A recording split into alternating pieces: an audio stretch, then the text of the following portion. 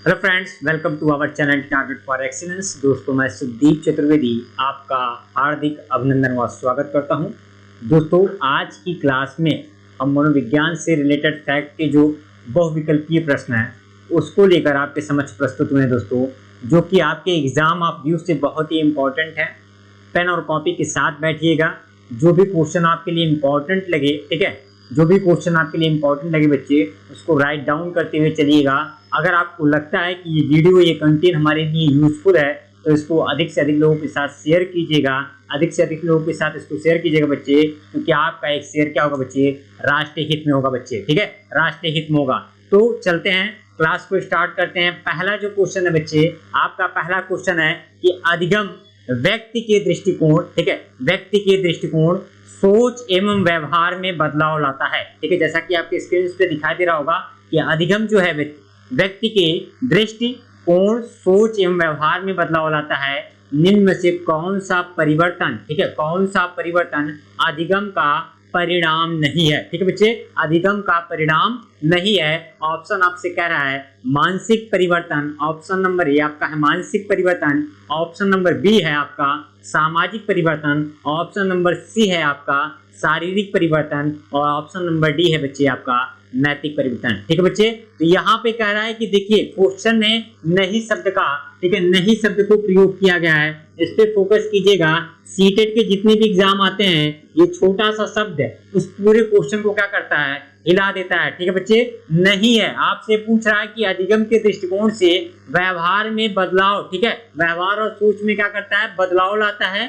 निम्न में से कौन सा परिवर्तन अधिगम का परिणाम नहीं है। ठीक है बच्चे, तो अधिगम का परिणाम जो होता है, अधिगम क्या करता है जी, मानसिक परिवर्तन करता है, मानसिक परिवर्तन करता है। ठीक है, अधिगम से आपका शारीरिक परिवर्तन रिलेट नहीं करता है, शारीरिक परिवर्तन आपका रिलेट नहीं करता है। ठीक है, तो यहाँ पे कह रहा है परिणाम नहीं है, तो परिणाम नहीं है का मतलब क्या, यहाँ पे आपका ऑप्शन नंबर राइट कौन सा होगा, ऑप्शन नंबर 3 शारीरिक परिवर्तन। ठीक है बच्चे, शारीरिक परिवर्तन। तो यहाँ पे अधिगम व्यक्ति के सोच और व्यवहार में बदलाव लाता है। सोच और व्यवहार में तो बदलाव लाता है, मतलब क्या, मानसिक परिवर्तन हो गया।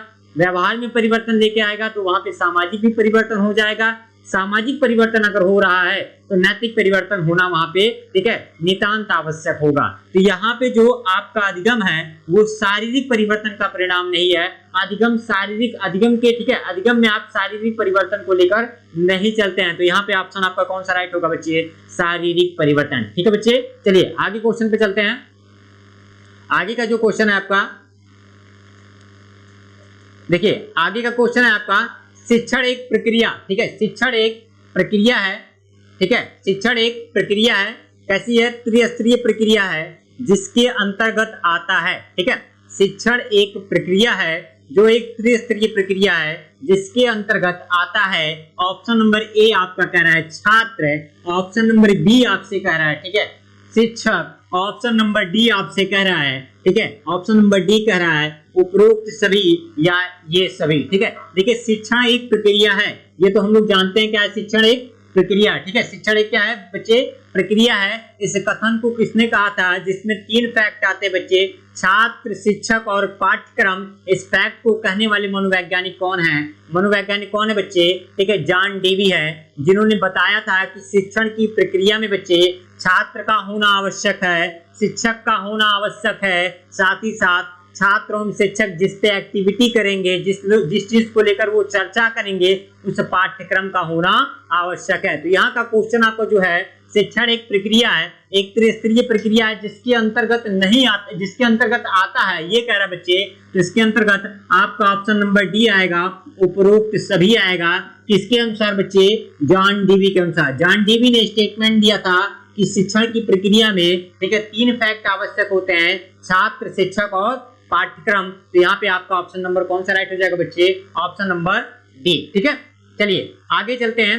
आगे का जो क्वेश्चन है बच्चे, आगे कह रहा है आपसे, आगे का क्वेश्चन कह रहा है कि दिए गए, ठीक है, दिए गए वाक्य को पूरा करने के लिए, दिए गए वाक्य को पूरा करने के लिए निम्नलिखित में से कौन सा युग्म सर्वाधिक उचित विकल्प होगा। ठीक है, आपसे उचित विकल्प की बात कर रहा है। कह रहा है कि जब बच्चे उन गतिविधियों में शामिल होते हैं, ठीक है, जब बच्चे उन गतिविधियों में शामिल होते हैं जो, ठीक है, फिर आपका डैश दिया हुआ होती है, तब वे जल्दी करते हैं, ठीक है। ऑप्शन नंबर ए आपका है कक्षा कक्ष में उपयोगी, ठीक है, और उसके बाद कामा दिया है विस्मरण, ठीक है। ऑप्शन नंबर बी आपका है केवल उन कक्षा कक्ष कार्यों को से संबंधित, ठीक है, कक्षा कक्ष कार्यों का संबंधित क्या करते हैं, प्रत्यास्मरण करते हैं। ऑप्शन नंबर सी आपका दिया हुआ है सांस्कृतिक रूप से, ठीक है, सांस्कृतिक रूप से निष्पक्षीय स्मरण करते हैं। और ऑप्शन नंबर 4 दिया हुआ है वास्तविक जीवन में उपयोगी हो और उसे क्या करते हैं, पूछा करते हैं, ठीक है बच्चे। तो यहाँ पे पूछ रहा है आपसे कि जो आपका विकल्प है, ठीक है बच्चे, विकल्प के आधार पे आपको चयन करना है कि सबसे उचित विकल्प, ठीक है, रिक्त स्थानों के लिए कौन सा होगा, ठीक है, रिक्त स्थानों के लिए कौन सा होगा। मेरे प्यारे बच्चों, अगर आप लगाएंगे, ठीक है, सीटेट का यही खेल है बच्चे, यही खेल है कि आप यहाँ पे लगाएंगे कि वास्तविक जीवन में उपयोगी हो, ठीक है, वास्तविक जीवन में उपयोगी हो, और वही एक्टिविटी क्या करते हैं बच्चे, सीखते हैं। लेकिन ये आप जान लीजिए कि कक्षा कक्ष में जब विद्यार्थी बैठता है तो कोई ऐसा कंपल्सरी नहीं है कि वास्तविक जीवन से रिलेटेड सारे फैक्ट को ही वो सीख रहा हो, ठीक है। वो कक्षा कक्ष की क्या करता है, कक्षा कक्ष में जो आपके उपयोगी, ठीक है, एक्टिविटी होती है, गतिविधि होती है, उसको करता है। साथ ही साथ ऐसा भी होता है बच्चे कि उस एक्टिविटी को क्या कर जाता है, वो विस्मरण कर जाता है, भूल जाता है, ठीक है बच्चे। तो यहाँ पे जो ऑप्शन राइट होगा कक्षा कक्ष में, ठीक है, कक्षा कक्ष में क्या करता है बच्चे, कक्षा कक्ष में उपयोगी होता है और साथ ही साथ उसको क्या करता है, विस्मरण कर जाता है। ऑप्शन नंबर 1 यहाँ पे क्या होगा आपका, राइट होगा, ठीक है। ऑप्शन नंबर 1 आपका यहाँ पे क्या होगा बच्चे, राइट होगा। चलिए अगले प्रश्न की ओर चलते हैं।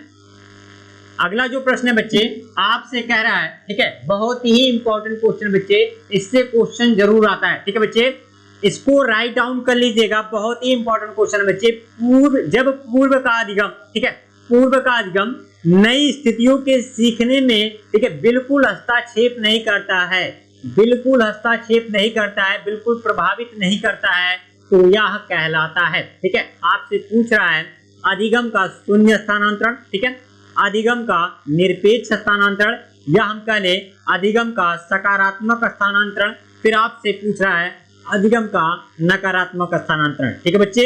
यहाँ पे पहले हम स्थानांतरण की बात कर लेते हैं। स्थानांतरण है क्या चीज, स्थानांतरण, ठीक है। ये शब्द बच्चे आपको कहीं ना कहीं थोड़ा सा क्रिटिकल लग रहा होगा।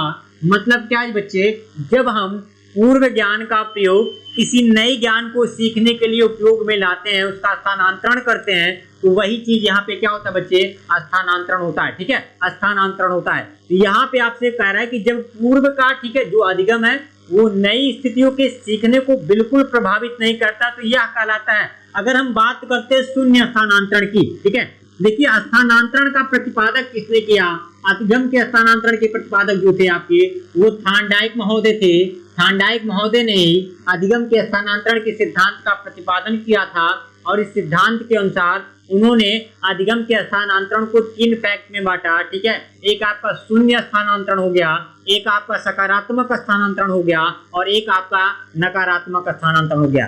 देखिए सकारात्मक स्थानांतरण क्या होता है बच्चे, सकारात्मक स्थानांतरण वह स्थानांतरण होता है जो पूर्व ज्ञान का प्रयोग, ठीक है, जिस पूर्व ज्ञान का प्रयोग अगर हम कोई नया ज्ञान प्राप्त करते हैं, ठीक है, उसका नए ज्ञान को प्राप्त करने में उसका उपयोग कर लेते हैं, या नए ज्ञान में वो सहायक होता है, तो ऐसे स्थानांतरण को हम लोग सकारात्मक स्थानांतरण कहते हैं, पॉजिटिविटी कहते हैं बच्चे, इसको पॉजिटिविटी कहते हैं।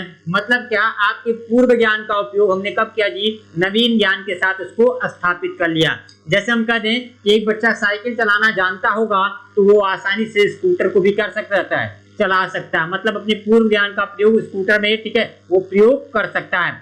बात करते हैं हम नकारात्मक स्थानांतरण की, तो नकारात्मक स्थानांतरण ऐसा स्थानांतरण होता है बच्चे जो नवीन ज्ञान को, ठीक है, जो पूर्व ज्ञान है आपका, वो नवीन ज्ञान को प्राप्त करने में क्या करता है बच्चे, बाधा उत्पन्न करता है। क्या करता है, बाधा उत्पन्न करता है। तो ऐसे, ठीक है, ऐसे स्थानांतरण को हम लोग क्या बोलते हैं, नेगेटिविटी, ठीक है, या नकारात्मक स्थानांतरण कह दे।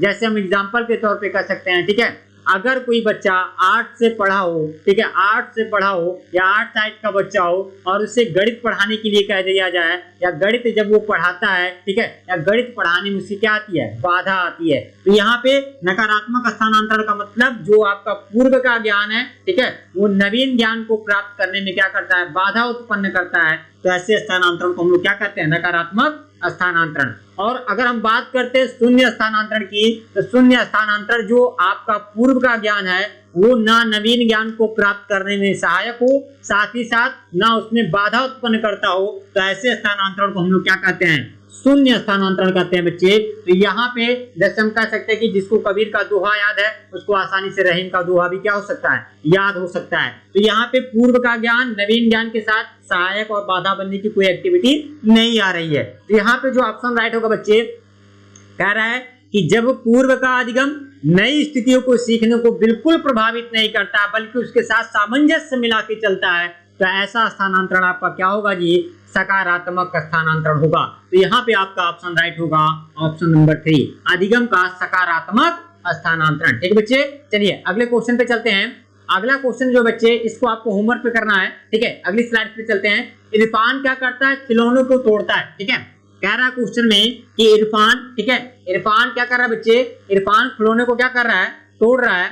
इरफान खिलौनों को क्या कर रहा है बच्चे, तोड़ रहा है, ठीक है। उसके पुर्जों को देखने के लिए वो अलग अलग कर देता है, तो आप क्या करोगे, ठीक है। इरफान खिलौने को तोड़ता है, उसके पुर्जे को देखने के लिए अलग अलग कर देता है, तो आप क्या करोगे इसके साथ, ठीक है। उस पर हमेशा नजर रखोगे। ऑप्शन नंबर ए आपसे कह रहा है कि उस पर आप हमेशा क्या रखोगे, नजर रखोगे। ऑप्शन नंबर बी कह रहा है उसके जिज्ञासा या उसके जिज्ञासी स्वभाव को, ठीक है, जिज्ञासी स्वभाव को क्या करोगे, प्रोत्साहित करोगे और उसकी ऊर्जा को सही दिशा में संचालित करोगे, ठीक है। ऑप्शन नंबर 3 कह रहा है आपसे, ठीक है, उसे समझाएंगे कि बच्चे खिलौना तोड़ना नहीं चाहिए। या ऑप्शन नंबर डी कह रहा है कि इरफान को खिलौने, ठीक है, या खिलौना कभी खेलने के लिए नहीं देंगे, ठीक है बच्चे।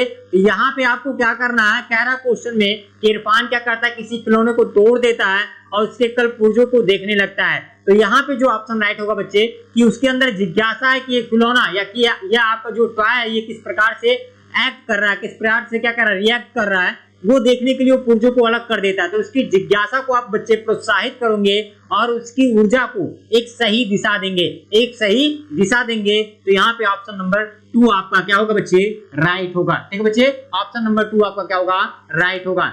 चलिए अगले क्वेश्चन की बात करते हैं। आगे का जो क्वेश्चन बच्चे, आगे का क्वेश्चन है कि आपकी कक्षा में बच्चे को, ठीक है, अपनी अवधारणाओं को बदलने में आप किस प्रकार की सहायता करेंगे। आपसे क्वेश्चन में कह रहा है कि बच्चे की अवधारणा को बदलना, मानसिकता को बदलना, बच्चे किसी टॉपिक को लेकर बदलना है या किसी परिचर्चा को लेकर बदलना है कि उसकी अवधारणा जो बच्चे थोड़ा सा मिस्टेक है उसमें आप परिवर्तन कीजिए। तो आप एक शिक्षक बतौर वहां पे खड़े हैं, तो आप उसकी अवधारणा को किस प्रकार से परिवर्तित करेंगे, आपसे ये क्वेश्चन में कह रहा है, ठीक है। ऑप्शन नंबर 1 कह रहा है आपसे, ठीक है, बच्चे को क्या करेंगे, जो भी सूचना है, जो भी अवधारणा, उसको लिखकर समझाने का प्रयास करेंगे या लिखकर याद कराने का प्रयास करेंगे, ठीक है। तो ये एक्टिविटी तो नहीं करना बच्चे, ठीक है, क्योंकि जानते हैं मनोविज्ञान ने, ठीक है, मनोविज्ञान के जो रटने की सिद्धांत है इसका जो क्या किया, बहुत ही खंडन किया, ठीक है। फिर दूसरी एक्टिविटी कह रहा है यदि बच्चों की, ठीक है, अवधारणा गलत है तो उन्हें दंड देंगे। तो इस चीज को भी क्या किया गया बच्चे, इस चीज को भी मनोविज्ञान ने क्या किया, निगलेक्ट किया, दंड शब्द को क्या किया है, हटाया है, दंड शब्द को खत्म कर दिया है, ठीक है। मतलब दंड शब्द का मानक मनोविज्ञान के लिए कुछ नहीं है, ठीक। फिर बात कर रहे हैं कि तथ्यात्मक जानकारी देंगे। हाँ, तो कुछ फैक्ट हो सकता है कि इसके लिए हम टिक लगा सकते हैं कि ये सही हो सकता है, ठीक है। अगर हम अगले विकल्प की बात करते हैं, अगला विकल्प आपका बच्चे कि अवधारणाओं के बारे में, ठीक है, अवधारणाओं के बारे में बच्चों को अपनी समझ व्यक्त करने का अवसर देंगे, ठीक है। तो समझ व्यक्त करने का अवसर देंगे, ये तो सही है, लेकिन आपको क्या करना बच्चे, आपको क्या करना है कि उसकी अवधारणाओं को एक शिक्षक बतौर क्या करना है, चेंज करना है। तो जो अवधारणा है, जो फैक्ट है, उसको तथ्यात्मक ज्ञान की जानकारी देंगे कि जो अवधारणा है इसके बारे में ये ऐसा फैक्ट है बच्चे, इसको आप जान लीजिए, ठीक है, अपनी अवधारणाओं में क्या कीजिए, परिवर्तन कर लीजिए। तो यहाँ पे जो ऑप्शन राइट होगा बच्चे, ऑप्शन नंबर 3 राइट होगा, तथ्यात्मक जानकारी देकर, ठीक है, तथ्यात्मक जानकारी देकर। चलिए अगले क्वेश्चन पे चलते हैं। अगला क्वेश्चन कह रहा है बच्चे कि व्यवहार का करना, ठीक है, पक्ष में आता है। ठीक है, आपसे क्वेश्चन कर रहा है कि व्यवहार का करना, ठीक है, आपसे कह रहा है कि आप बिहेवियर करते हैं तो वो किसके पक्ष में आता है। ठीक है, सीखने के, ठीक है, सीखने के गतिकी क्षेत्र में, जिसको हमको कॉग्निटिव क्षेत्र कहते हैं, या सीखने के मनोवैज्ञानिक क्षेत्र की बात कर रहा है। फिर कह रहा है ऑप्शन नंबर सी, सीखने की संज्ञानात्मक क्षेत्र की बात कर रहा है। ऑप्शन नंबर डी, सीखने के भावनात्मक क्षेत्र की बात कर रहा है। ठीक है, तो यहाँ पे आप व्यवहार कर रहे हैं बच्चे, आपका व्यवहार डिपेंड होता है मनोदशा पे, आप लोगों के साथ कैसा व्यवहार करते हैं ये आपकी मानसिक स्थिति पे डिपेंड होता है। तो यहाँ पे मनोदशा, मनो शब्द किससे डिफाइन हो रहा है, ऑप्शन नंबर 2 से। तो यहाँ पे जो आपका होगा सीखने के मनोवैज्ञानिक क्षेत्र से आप व्यवहार का करना पक्ष क्या होता है, आता है। ठीक है बच्चे, चलिए आगे चलते हैं। आगे का जो क्वेश्चन है बच्चे कह रहा है कि इस कथनों में से आप किससे सहमत है। ये बच्चे रिपीटेड क्वेश्चन है, ये क्वेश्चन सीटेट में कहीं ना कहीं हर बार पूछ लिया जाता है कि बच्चा जो वो फेल होता है तो उसका कारण क्या है। ठीक है, या जब बच्चा फेल होता है तो आप उसके साथ कैसा व्यवहार करेंगे, या बच्चे के फेल होने का कारण बताइए। ठीक है, तो ऐसे क्वेश्चन आपके सीटेट में आते हैं। तो इसमें कह रहा है कि इन कथनों में आप किससे सहमत है। पहला ऑप्शन कह रहा है कि एक बच्चा अनुत्तीर्ण होता है क्योंकि सरकारी या सरकार विद्यालयों में पर्याप्त प्रौद्योगिकी संस्थान प्रदान नहीं कर पा रहा है। तो ऐसा कुछ नहीं है बच्चे। ठीक है, अगर जिसके अंदर जिज्ञासा है, ठीक है, अगर उसको फैसिलिटी नहीं भी मिल रही है तो बच्चा आज के समय में क्या कर रहा है, अपनी जिज्ञासा के बल पे आगे जा रहा है। बच्चे जिज्ञासा के बल पे जा रहा है, तो ये ऑप्शन आपका राइट नहीं होगा। फैसिलिटी कोई महत्व नहीं रखता है, एक सरकारी स्कूल में पढ़ने वाला बच्चा भी क्या कर रहा है, और टॉप कर रहा है। ठीक बच्चे, चलिए अगर बात करते हैं दूसरे ऑप्शन की, तो ऑप्शन नंबर 2 कह रहा है कि एक बच्चे की असफलता मुख्य रूप से माता पिता की शिक्षा तथा आर्थिक स्तर की कमी का कारण है। ठीक है, तो फाइनेंशियल सपोर्ट भी, ठीक है, कहीं ना कहीं अब इस समय आपका क्या हो रहा है, निगलेक्ट हो रहा है। ऐसे बच्चे उभर के आ रहे हैं जिनका फाइनेंशियल बैकग्राउंड क्या एकदम जीरो है, लेकिन वो बच्चे क्या अपनी जिज्ञासा के बल पे आगे आ रहे हैं शिक्षा जगत में। तो ये भी आपका ऑप्शन राइट नहीं होगा। ठीक है, फिर तीसरा ऑप्शन कह रहा है कि एक बच्चे की असफलता के लिए, ठीक है, वंशानुक्रम, ठीक है, घटकों के प्रत्यक्ष रूप से जिम्मेदार ठहराया जाए। तो ये भी आपका गलत है कि पिता अनपढ़ है तो बेटा भी क्या होगा, अनपढ़ होगा। ऐसा कुछ नहीं है बच्चे।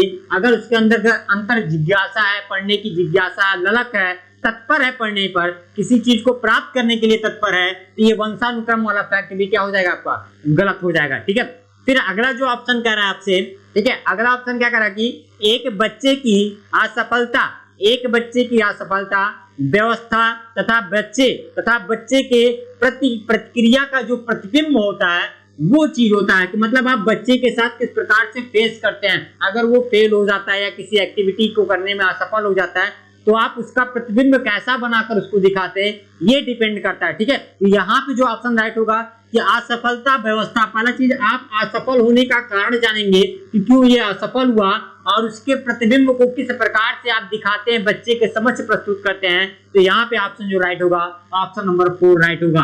फाइनेंशियल, ठीक है, ये ऑप्शन नहीं राइट होगा, फाइनेंशियल कोई महत्व नहीं रखता फाइनेंशियल आपका। ठीक है, ऑप्शन नंबर ए भी आपका विद्यालय का जो आपका सिस्टम है, ठीक है, मतलब वहाँ पे आपका स्पेशलिस्ट है, मतलब फैसिलिटी नहीं है, ऐसी कोई एक्टिविटी इस ऑप्शन के लिए राइट नहीं होगा। तो इन कथनों में आप किससे सहमत है, मेरे हिसाब से होगा कि एक बच्चा जो, ठीक है, असफल होने के कारण को जानेंगे और उस असफल होने के कारण की व्याख्या बच्चों के साथ प्रतिक्रिया करके बताएंगे। ठीक है, प्रतिक्रिया करके बताएंगे, उनको अपना प्रतिबिंब दिखाएंगे कि आप किस प्रकार से असफल हुए हैं। उसके बाद असफल होने के बाद उनको सफल होने की थ्योरी बताई जाएगी। सफल होने की थ्योरी का मतलब क्या कि माता पिता के आदर्शों को मानना, अपने अंदर कौशलों का विकास करना। ठीक है, ऐसी सारी एक्टिविटी उनको क्या करेंगे, बताएंगे। चलिए आगे चलते हैं। आगे का जो क्वेश्चन है बच्चे, कह रहा है कि अपनी कक्षा के बच्चों को, ठीक है, उनकी अपनी अवधारणाओं को बदलने में, ठीक है, ये क्वेश्चन हो चुका है, ये रिपीटेड क्वेश्चन है। चलिए आगे चलते हैं। चलिए अगला जो क्वेश्चन है आपसे कह रहा है निम्नलिखित में से कौन सा कथन सबसे बेहतर ढंग से वर्णन करता है कि कक्षा में बच्चों के प्रश्न पूछने के लिए क्यों प्रोत्साहित करना चाहिए। ठीक है, मैं ये क्वेश्चन के लिए बहुत ही, मतलब ये क्वेश्चन बहुत ही इंपॉर्टेंट है बच्चे, कि अगर कक्ष में बच्चा पढ़ाई कर रहा है तो उसके अंदर ललक होनी चाहिए किसी टॉपिक, किसी फैक्ट को लेकर प्रश्न पूछने की। ठीक है, अगर बच्चा ऐसा कर रहा है तो वो फैक्ट को जल्दी जान लेगा, फैक्ट को जल्दी याद कर लेगा अपने प्रश्नों के माध्यम से। तो यहाँ पे क्वेश्चन में कह रहा है कि निम्नलिखित में से कौन सा कथन सबसे बेहतर ढंग से वर्णन करता है। ठीक है, एक याद रखिएगा, एक ढंग हो गया और यहाँ पे एक शब्द आ गया है बेहतर। ठीक है, ठीक है, बेहतर आ गया, मतलब आपको 100% एक्वेरी वाला क्वेश्चन लेके चलना है, 100% जो आपका सही होगा, ठीक है, वही टिक करना है। आपको लगेंगे कि चारों ऑप्शन कहीं ना कहीं क्या है, राइट है, तो कोई ऑप्शन जो होगा वो 100% पे आके रुकेगा, कोई ऑप्शन आपका 99 होगा, कोई ऑप्शन आपका 98 होगा। ठीक है, चारों ऑप्शन आपको ऐसे लगेंगे, तो यहाँ पे जो 100% की एक्यूरेसी पे होगा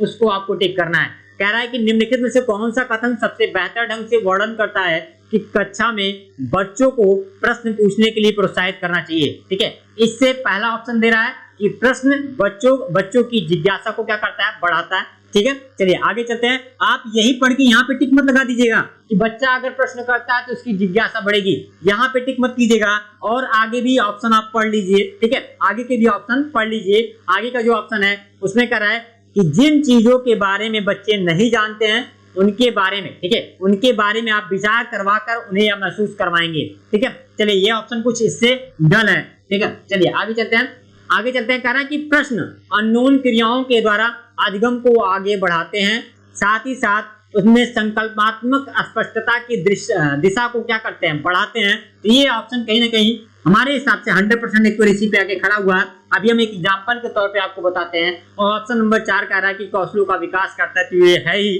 ठीक है, तो मेरे हिसाब से कि जो प्रश्न है वो बच्चों में अननोन क्रियाओं को बढ़ावा देता है। अननोन क्रियाओं को क्या करता है, बढ़ावा देता है, साथ ही साथ उनके अंतर्गत, ठीक है, उनके अंदर एक दृढ़ निश्चय बनाता है, एक दिशा संचार करता है। जैसे हम एक बच्चे से कह रहे हैं, उनको हम डॉक्टर एपीजे अब्दुल कलाम की, ठीक है, बायोग्राफी बता रहे हैं कि उन्होंने कैसे अपनी शिक्षा को ग्रहण किया और कैसे इस पायदान पे पहुंचे। तो बच्चा क्या करता है, बच्चे वो जिज्ञासा, अगर उनसे कोई, उसके अंदर कोई जिज्ञासा है तो प्रश्न पूछेगा, अननोन क्रिया करेगा और अपने माइंड को, ठीक है, एक दिशा में ले जाएगा, एक संकल्प करेगा कि मैं भी डॉक्टर एपीजे अब्दुल कलाम की तरह बात क्या करूंगा, बनूंगा, उनके आदर्शों को क्या करूंगा, लेकर चलूंगा। तो यहाँ पे जो ऑप्शन राइट होगा उसके प्रश्न पूछने की क्रिया से, ठीक है, उसके संकल्प को बढ़ावा मिलेगा और उसके संकल्प को सही दिशा मिलेगी। संकल्प को क्या मिलेगा बच्चे, सही दिशा मिलेगी। तो यहाँ पे जो ऑप्शन राइट होगा कि प्रश्न जो क्या करता है, अननोन क्रियाओं के द्वारा अधिगम को आगे बढ़ाता है और क्या करता है, संकल्पनात्मक स्पष्टता की दिशा को क्या करता है, बढ़ाता है। ठीक बच्चे, चलिए आगे चलते हैं। आगे जो क्वेश्चन कर रहा है आपसे, कह रहा है कि शिक्षण, ठीक है, शिक्षण 4 चरणों वाली एक प्रक्रिया है। आपसे क्वेश्चन कर रहा है कि शिक्षण 4 चरणों वाली प्रक्रिया। देखिए हमने शिक्षण को अभी 3 चरणों में पढ़ा, ठीक है, शिक्षक, छात्र और क्या पाठ्यक्रम। अब ये कह रहा है कि 4 चरणों वाली प्रक्रिया। ऐसे क्वेश्चन आपके यूपी टेट में आते हैं जो सटीक, ठीक है, किस मनोवैज्ञानिक ने कहा कि शिक्षण जो है 4 चरणों वाली प्रक्रिया है, योजना, निर्देशन, मापन तथा मूल्यांकन। ठीक है, शिक्षण के संदर्भ में यह कथन किस मनोवैज्ञानिक का है। ऑप्शन नंबर ए आपका कह रहा है हफ एंड डकन, ठीक है, ठीक है, उसके बाद कह रहा है वायोगस्की एंड पियाजे। देखिए शिक्षण को लेकर वायोगस्की और पियाजे ने कोई चर्चा ही नहीं की है। ठीक है, उसके बाद हम कहते हैं, ठीक है, उसके बाद आपका कह रहा है हजबर्ग एवं साइमन, ठीक है, उसके बाद ऑप्शन दे रहा है आपका माल्सो एवं मटन। ठीक है, तो यहाँ पे जो ऑप्शन राइट होगा हफ और डकन के अनुसार, ठीक है, हफ और डकन के अनुसार शिक्षण की 4 प्रक्रिया होती है। क्या होता है, पहले हमको योजना करना पड़ता है, उसी योजना के आधार पर निर्देशन करना पड़ता है, उस निर्देशन के आधार पर हम लोग क्या करते हैं, उसका मापन करते हैं, मापन के बाद मूल्यांकन करते हैं। ठीक है, तो यहाँ पर शिक्षण को 4 भागों में डिवाइड किया गया और जॉन डीवी के अनुसार शिक्षण को 3 भागों में रखा गया। एक उसके लिए क्या होना चाहिए, शिक्षक होना चाहिए, और आपका क्या होना चाहिए, छात्र होना चाहिए। छात्र होता है तो उसके लिए पाठ्यक्रम होना चाहिए। ठीक है, तो ये फैक्ट जॉन डीवी ने दिया और 4 पद्धति की बात करते हो तो हफ एंड डकन ने दिया था। चलिए आगे चलते हैं। आगे का जो क्वेश्चन है बच्चे, आपसे कह रहा है कि शिक्षण का उद्देश्य होता है। ठीक है, शिक्षण का क्या उद्देश्य होता है। ऑप्शन नंबर ए कह रहा है कि विद्यार्थियों को ज्ञान उपलब्ध कराना शिक्षण का उद्देश्य होता है। ऑप्शन नंबर बी कह रहा है कि विद्यार्थियों को पढ़ने के लिए प्रोत्साहित नहीं करना। ऑप्शन नंबर बी आपका है, तो प्रोत्साहित नहीं करना, तो ये ऑप्शन आपका राइट नहीं होगा। ठीक है, उसके बाद कह रहा है आपका विद्यार्थियों को बताना कि पढ़ने से कुछ प्राप्त नहीं होता है। ये तो सरासर गलत है। ठीक है, पढ़ने से सब कुछ प्राप्त होता है बच्चे, तो यहाँ पे ऑप्शन नंबर 3 क्या हो जाएगा, राइट नहीं होगा। और ऑप्शन नंबर डी जो कह रहा है उपरोक्त में से कोई नहीं। तो चारों ऑप्शन में हम कह सकते हैं कि ऑप्शन नंबर फर्स्ट जो है, विद्यार्थियों को ज्ञान उपलब्ध कराना शिक्षण का क्या होता है बच्चे, उद्देश्य होता है। ठीक बच्चे, ठीक है। चलिए बच्चे, अगर आपको ये क्लास बहुत ही अगर आपके लिए यूजफुल सिद्ध होती है तो इसको लाइक तथा शेयर जरूर कीजिएगा। साथ ही साथ क्योंकि आपका एक शेयर क्या होगा बच्चे, राष्ट्र हित में होगा। और जो भी नए सब्सक्राइबर मेरे चैनल को देख रहे हैं जरूर चैनल को सब्सक्राइब कीजिए, साथ ही साथ बेल आइकन बटन को जरूर दबाइएगा, जिससे आगामी वीडियोस की नोटिफिकेशन आपको मिलती रहेगी। मिलते हैं कुछ नए क्वेश्चन के साथ, कुछ नए पाठ्यक्रम के साथ, तब तक के लिए जय हिंद, जय भारत।